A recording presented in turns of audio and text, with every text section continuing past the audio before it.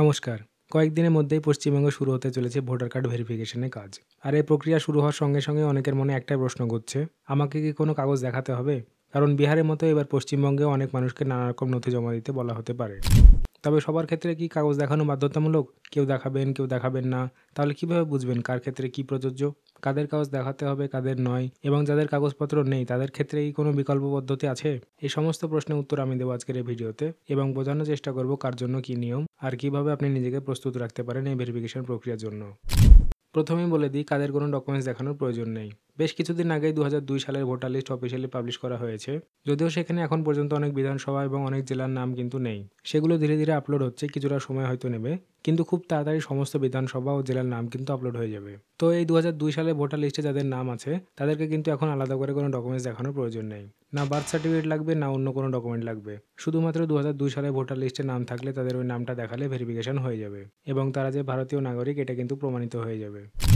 যেহেতু বিহারে শেষবার এসআইআর স্পেশাল ইন্টেন্সিভ রিভিশন হয়েছিল ২০০৩ সালে এবং পশ্চিমবঙ্গে হয়েছিল ২০০২ সালে, তাই এখন পশ্চিমবঙ্গে ভোটার কার্ড ভেরিফিকেশনের ক্ষেত্রে ২০০২ সালে ভোটার তালিকাকে বিশেষ গুরুত্ব দেওয়া হচ্ছে। এখন ধরুন আপনার পরিবারের কোনো সদস্যের নাম ২০০২ সালে ভোটার লিস্টে নেই। সে হতে পারে আপনার সন্তান বা পরিবারের কোনো নতুন সদস্য, যারা হয়তো তখন ভোটার হওয়ার মতো বয়সে পৌঁছয়নি। সেক্ষেত্রে প্রমাণ করতে হবে যে তারা সত্যিই ভারতীয় নাগরিক এবং আপনার পরিবারেরই সদস্য। এই অবস্থায় তাদের কী কী নথি লাগতে পারে? তাদের বাবা মায়ের ভোটার কার্ড লাগবে। যেহেতু তারা নিজেরা ২০০২ সালের পরে ভোটার তালিকায় যুক্ত হয়েছে, তাই তাদের বাবা বা মায়ের নাম যদি ২০০২ সালে ভোটার লিস্টে থেকে থাকে তাহলে সেই তালিকাটি বা ভোটার কার্ডটি দেখানোই যথেষ্ট হবে। আর যদি দুর্ভাগ্যবশত বাবা মা এখন আর বেঁচে না থাকেন তাহলে চিন্তার কিচ্ছু নেই। ২০০২ সালে সেই পুরনো ভোটার লিস্টে তাদের নাম থাকলে সেটি যথেষ্ট প্রমাণ হিসেবে গ্রহণযোগ্য হবে। এইভাবে পুরনো ভোটার তালিকা তথ্য এবং পরিবারের অন্যান্য সদস্যের নথি দেখিয়ে সহজে ভেরিফিকেশন করা সম্ভব। এখানে আপনাদের মনে দ্বিতীয় প্রশ্ন আসতেই পারে, যাদের জন্ম ১৯৮৭ সালের পরে হয়েছে তাদের কি বাবা মায়ের জন্ম শংসাপত্র দেখানো বাধ্যতামূলক? তো ব্যাপারটা সেরকম নয়, কারণ এই প্রক্রিয়ায় মূলত ২০০২ সালকে ভিত্তি বছর হিসেবে ধরা হয়েছে। সরকার বলছে যদি আপনার বাবা বা মায়ের ২০০২ সালে ভোটার তালিকায় তালিকাভুক্ত থাকেন তাহলে সেটা যথেষ্ট। সেক্ষেত্রে আপনার নাগরিকত্ব যাচাই বা ভোটার কার্ড সংক্রান্ত ভেরিফিকেশন সেই ২০০২ সালের ভোটার তালিকাকে কেন্দ্র করেই কমপ্লিট হয়ে যাবে। আর যারা ২০০২ সালের ওই ভোটার লিস্টে রয়েছেন তাদের কোনো অতিরিক্ত নথি বা কাগজপত্র জমা দেওয়ার দরকারই পড়ছে না। তাই ১৯৮৭ পরে জন্মানো কারো ক্ষেত্রেও বাবা মায়ের জন্ম শংসাপত্র লাগবেই, এই ধারণাটা একবারেই ভুল।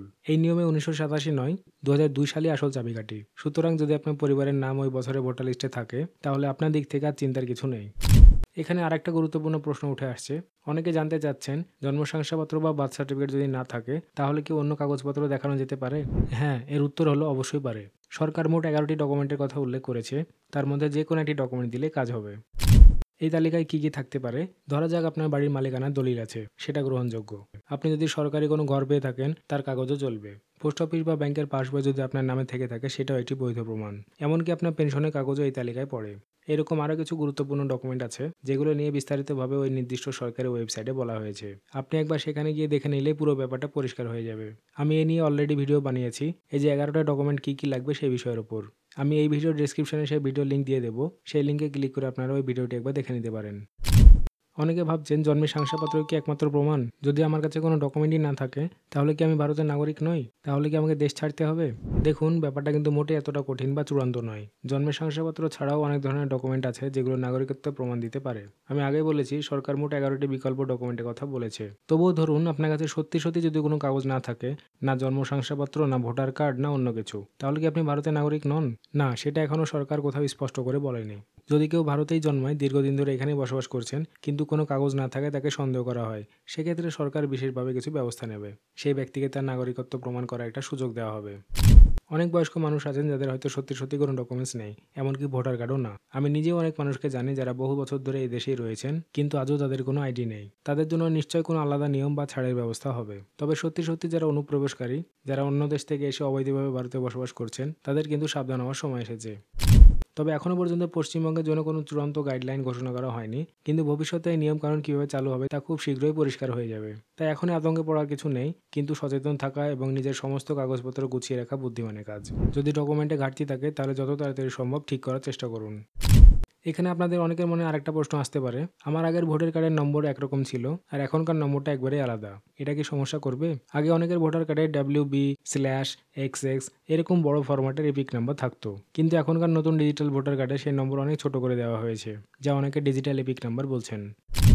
এখন যদি আপনি 2002 সালে পুরনো ভোটার তালিকা ডাউনলোড করেন তাহলে সেখানে দেখা যাবে আপনার পুরনো ভোটার নম্বরটি লেখা আছে, কিন্তু এখন আপনার কাছে যে নতুন ডিজিটাল ভোটার কার্ড আছে সেখানে তো নম্বরটা একেবারেই আলাদা। তো এই জায়গায় চিন্তার কিছু নেই, কারণ আপনি যদি ডিজিটাল ভোটার কার্ডের পেছনের দিকে লক্ষ্য করেন তাহলে সেখানে একটা অংশে স্পষ্টভাবে লেখা থাকে ওল্ড ইপিক নাম্বার। সেটাই আপনার আগের ভোটার কার্ডের নাম্বার, মানে এই নতুন ডিজিটাল কার্ডের সঙ্গে আপনার পুরনো ভোটার কার্ডের নম্বর লিঙ্ক করে দেওয়া হয়েছে। তাই আপনি সহজেই মিলিয়ে দেখতে পারবেন পুরনো ভোটার লিস্টে যেটা আছে আর ডিজিটাল কার্ডে যে ওল্ড এপিক নম্বরটি লেখা আছে সেগুলো এক কিনা।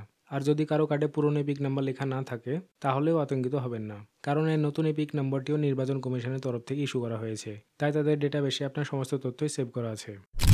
সুতরাং আপনার পুরনো বা নতুন যে কোনো ভোটার নাম্বার দিয়েই আপনি নিজের পরিচয় প্রমাণ করতে পারবেন। শুধু একটা বিষয় খেয়াল রাখবেন, নাম, ঠিকানা ও বাবা মায়ের নাম যেন সঠিক থাকে।